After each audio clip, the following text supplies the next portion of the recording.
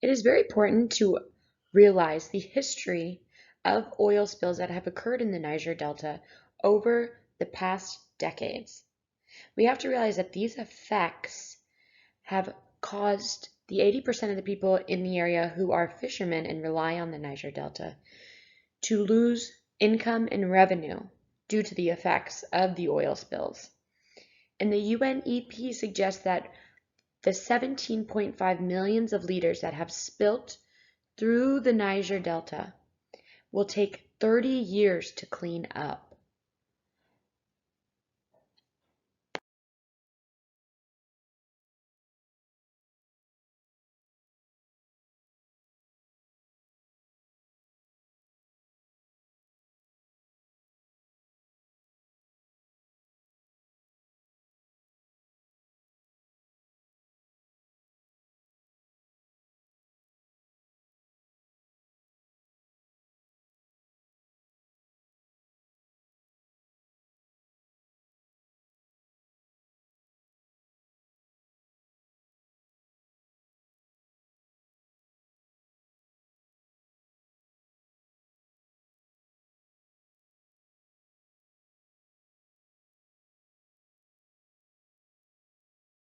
The Nigerian government and people have claimed that the number of spills by third-party interference was exaggerated by Shell, so Shell did not have to provide compensation to the people due to the laws that if spills are caused by third-party interference, there is no compensation. They also report that the compensation for areas of Western or developed countries receive greater compensation and quicker cleanup, and have claimed environmental racism, which is defined as poorer areas or areas where the population is largely of color, are subject to more population by big companies. Big companies developing in these areas, and there is also less of an outcry from other nations demanding proper treatment. Now we will discuss Shell's side of the story. Shell claimed that 80% of the spills were acts of vandalism, and there is some truth to this. Third-party interference has been a main reason of oil spills in many countries. However, it was stated by the Amnesty International that 89 of the spills may have been wrongfully labeled, and they did not have facts to back them up. Shell also claimed that they were acting appropriately and in a timely manner, but it did take Shell 252 days to visit one oil spill, even though it was, quote, just outside the large Chevron company. Even though it was required by Nigerian law that oil companies conduct a formal report within 24 hours. There have been multiple opinions and claims that the Nigerian government should have taken care of its country and people, and they should have enforced laws and taken action to protect their own. So now that we have discussed the history, the relationship, and the sides of this story, now we can get into the intercultural barriers that created a strain in communication. It is clear the Nigerian people, their land and environment were neglected by Shell and the Nigerian government.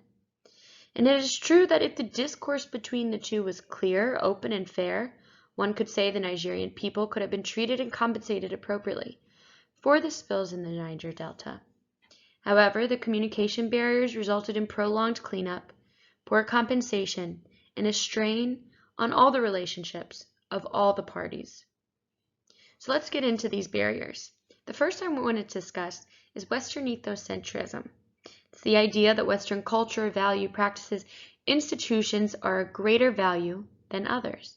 I think Benjamin Franklin really embodied this idea in a few words when he said, "Savages we call them, because their manners differ from ours," when discussing his view on American Indians. It is key to recognize that Shell possibly delayed urgency of cleanups due to the concept that the Nigerian people, or savages they may refer to them, and their land was less, and relied on their views other than practicing in a way in which allowed for communication between the two sides. Next, I would like to discuss prejudice and stereotyping. Shell, as mentioned before, overreported the number of spills caused by vandalism. The Shell company used a preconceived opinion that was not based on reason or fact. They assumed, since in most developing countries this occurs, that this was the reason for the majority of the spills, even when there was a lack of factual evidence. This completely shut off a dialogue between the two parties to come to a conclusion of the spills. Next, we will discuss racism. Now, this isn't the racism that you may generally think of. In this experience and in this situation, this deals with environmental racism. The Nigerian people felt the attention to the crises was not given the appropriate attention by Shell or surrounding nations due to the fact that Nigeria is primarily a country composed of people of color and as well a developing country. It appears throughout all of these instances, Shell is operating under a bias and preference for Western culture, which results in lesser compensation for developing countries and the ability to exploit their land, people, and resources for their own gain. Assumed similarities is what I wish to talk about next. Now, one could say, and many have commented, that the Nigerian government should have stepped in, enforced laws, rules, and regulations to protect the people and their land against the multiple spills that occurred by the Shell oil pipelines. And many countries took an assumed similarity that Nigerian government would step in, even though they did not. But it is important to mention that it has been stated that when fast pace of globalization occurs in developing countries, accountability gaps are created. We should also mention that we talked about the power dynamic. Nigerian government relies heavily on the income and infrastructure of the Shell Oil Company, and maybe did not practice in the best benefits of their people and land due to this fact. There was a dialogue that was prevented between the two parties, resulting not only in the assumed similarities that the Nigerian government would step in and enforce laws, rules, regulations, fines to the Shell Corporation, but also that the Nigerian government realized that if they lost this relationship, they could lose a lot of economic growth. Next, I want to discuss, and lastly, high anxiety. High anxiety is almost exactly as it sounds. So when these two countries have different views, ways of life, living, cultures, language, an anxiety creates between both parties. And as this anxiety increases, dialogue and communication decrease. There was high anxiety for each party, and thus communication decreased greatly among both. Now, how can these communications be overcome? Well, I will bring up a series of solutions to these communication barriers. So we now know that it is clear that miscommunication resulting from cultural differences had a detrimental effect on all parties involved. And in order to continue oil shell production in Nigeria, the cultural differences must be acknowledged to ensure proper communication during current and future correspondence. The analysis below will facilitate relationships between both parties, propose solutions to ensure a new conflict does not exist in the future. There is an economic interest and importance to maintain relationship between Shell and the Nigerian government.